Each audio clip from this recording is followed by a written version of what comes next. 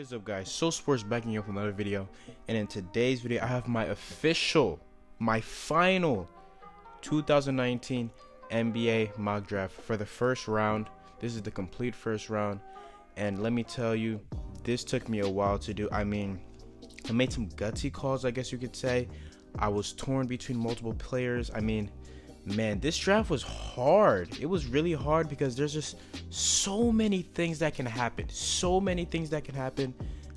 Besides the top three, everything else is not set in stone. Most definitely. Do I think my mock draft is 100% correct? No. I believe that there will be tons and tons and tons and tons and tons of players gone in different orders that I have them going in. But anyways, before I get into my mock draft, I do want to have like a little channel update thing. First off, I want to thank you guys so much for 11 subscribers. Thank you guys so much for that. I appreciate all the support. But I guess I don't know if you want to call it a new series, but like a new type of video. I guess you could say a new series, but I want to do like a weekly NBA report type of thing for the NBA offseason. So every week, more than likely every Saturday, I will be uploading a video that talks about what has happened within that week. So for this week, I'll be discussing obviously the Mike Conley trade, the Anthony Davis trade. Well, maybe not the Anthony Davis trade because I already discussed that. So I'll be discussing the Mike Conley trade and just other NBA rumors that has happened. I'll also be discussing the Tony Snell trade if you guys want to hear that. But just stuff like that, stuff that happened within that specific week. So if I upload it on Saturday, and then right after I upload the video, I don't know, something big happens, then I would have to talk about that in the next weekly drafts, like news report thing. So I just want to get that out of the way. And also, I'll be uploading 2 videos today. I'll be uploading my mock draft first, as you guys are listening to right now, and then I'll upload a Utah Jazz What's Next. But for the Utah Jazz What's Next, I had recorded it, before the Mike Conley trade had happened. But just watch the video as if the Mike Conley trade already happened. The trade doesn't really affect like what I said. It doesn't mess up what I said. Everything I said was kind of as if the trade had already went through. So just keep that in mind. But yeah, let's get into the mock draft. So just going over it really quickly. The first 3 picks are obviously what I said in all of my mock drafts, what everybody said in every mock draft. I have Zion going number 1, Ja Morant going number 2, and RJ going number 3. It's been talked about numerous times, so let's just get past that. Let's move on to picks 4 through 30. So sticking with number 4, this one was very tough. This one was very, very, very tough because the Pelicans have numerous options, and this is what I was talking about earlier, how it was so hard picking a player here. But in the end, before I start, I didn't include trades and stuff here because it would have got too complicated and stuff like that. But as I just said, I don't think the Pelicans keep this pick. I think ultimately they trade it to which team, I don't know. There's multiple teams that are looking to trade up to number 4, but either way, I have them taking Darius Garland here. If they do move it, which more than likely will happen, if they keep it, I say Jarrett Culver, but I don't want to have an alternate universe. I'm just gonna go with what I say. So at number 4, I think Darius Garland will be selected from whichever team he's selected from. And yeah, moving on though to number 5, I have the Cavs taking Jarrett Culver from Texas Tech. Talked about him numerous times also. Number 6 though, here's my first change. I have the Suns taking Coby White from UNC. I think there's a report like Woj put out that the Suns were more high on Coby White more than Darius Garland because of the fit with Devin Booker would be better defensively. I don't know if I like that, but hey, you never know. Maybe Coby White could turn out to be a better NBA player than Darius Garland will be. I personally don't think so. I think Darius Garland has better traits. He has more potential. But hey, so yeah, moving on to number 7 with Darius Garland and Coby White both off the board. I have the Bulls selecting DeAndre Hunter. He's going to come into this league and have an immediate impact. He's a great 3-and-D player. I've said this multiple times. I really do like him. And yeah, moving on though with the 8th pick, I have the Hawks taking a bit of a risk here. They take Cam Reddish. Cam Reddish on his potential alone will probably make him a top 10 pick. I don't know. His fit with the Duke team wasn't the best anyway, so that's why you could say he had a down year. But yeah, I think he'll end up being a great NBA player. Those Paul George comparisons, I don't think he'll ever live up to that type of height, but I can definitely see him being a little bit north of the high teens, maybe the low 20s type of score. And yeah, but with the 9th pick, I have The Wizards selecting Sekou Doumbouya from France. Again, great pickup for them. Him paired next to Bradley Beal will be a great pairing, and Bradley Beal is still young, so maybe this will be a great pairing for next couple years, next several years potentially even. Yeah, so moving on, I have the Hawks taking another risk, a high risk, a super high risk with Bol Bol. Bol played only 9 games this season, but he was incredible in those 9 games. I mean, talk about a guy who's what, 7'3", 7'4", maybe, with fantastic ball handling for someone of his size, insane shooting. His problem, of course, is he is super underweight. I mean, when you're that big and you're that lanky, being 208 pounds, ooh, that could be a big problem. And I think he hasn't played basketball in about 6 months. He said on his Instagram live. He has a lot of weight concerns, a lot of health concerns. You know, I hear there's so many like reports on him, so many people talking about how he won't last at NBA, he won't do this, he won't do that. And I mean, I agree, he has that potential to not last. He has bust potential. He seems like a guy who'd be injured a lot, but then again, if he does put it all together, if he can gain back that weight, if he can stay consistent and stay healthy, man, he will be amazing in this league. He is a prototype of what modern day centers should be. And if the Hawks draft him and he becomes something, wow, would this be a draft for them? Wow.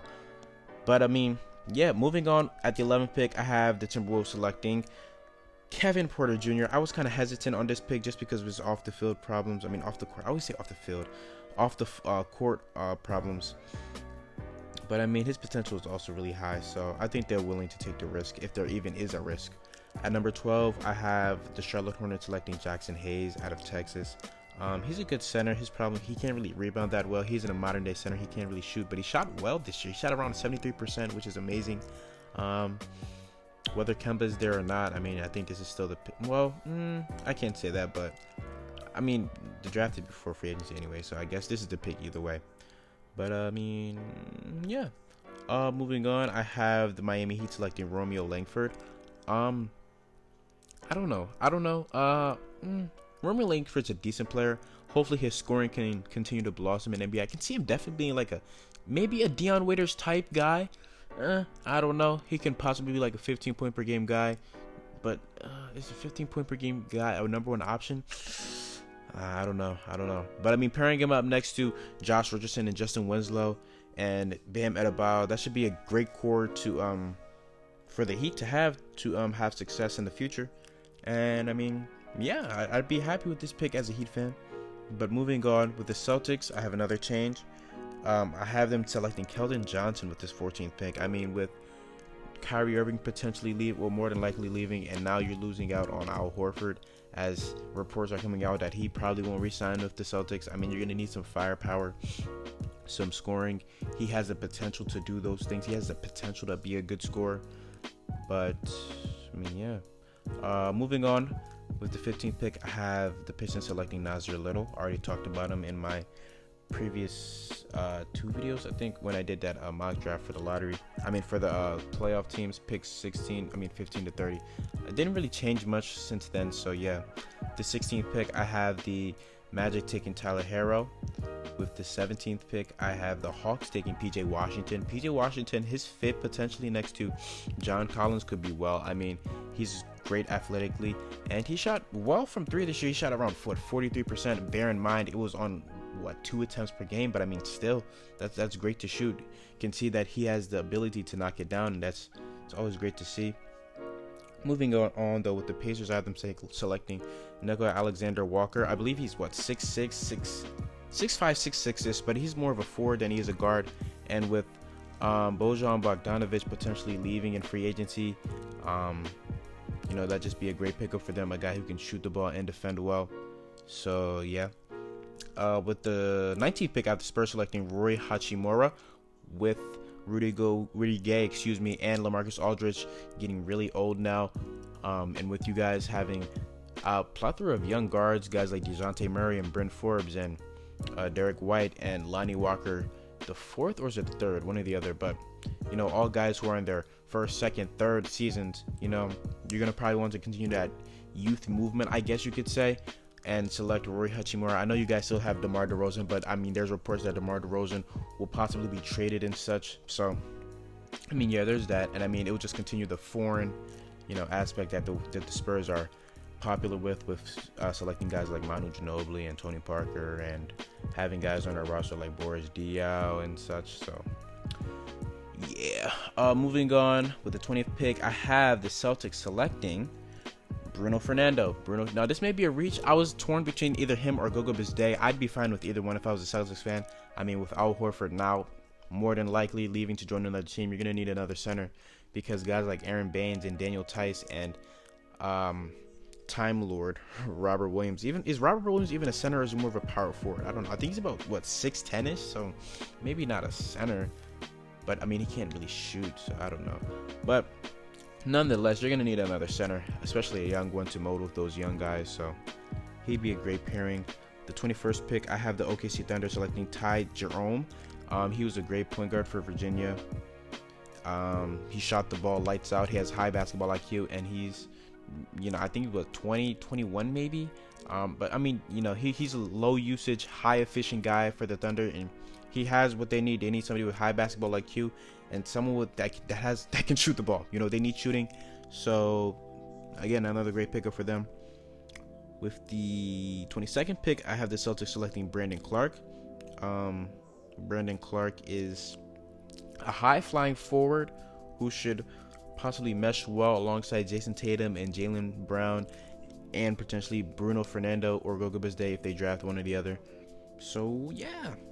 Where am I? I lost my place. Okay, at the 23rd pick, I have the Grizzlies, because the Grizzlies acquired this pick in the Utah Jazz trade and the Mike Conley trade.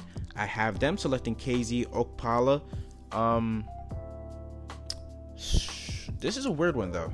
This is a weird one. I don't know if they'll possibly select him. Maybe they'll go for a guy like Lucas Samanic, possibly. I think I like that fit better than KZ Okpala, but we'll just stick with it. I mean, KZ is a great defender. Maybe you can have like a Grit and Grind era part 2-ish with Jaren Jackson Jr. and Ja Morant, but KZ, what did he shoot from 3 this year? Let me just look it up really quickly in the middle of the video.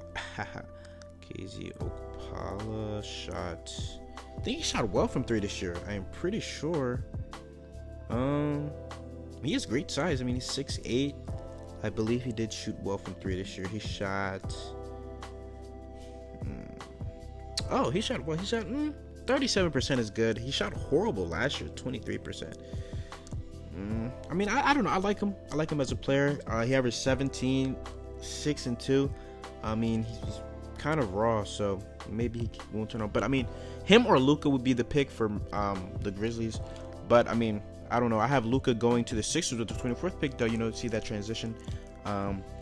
But yeah, the bottom half, I didn't really change much from my previous video. Like I stated, the playoff team mock draft, or the rest of the first round mock draft, as you want to call it. But I mean, yeah, with the 25th pick, I have the Blazers selecting Grant Williams.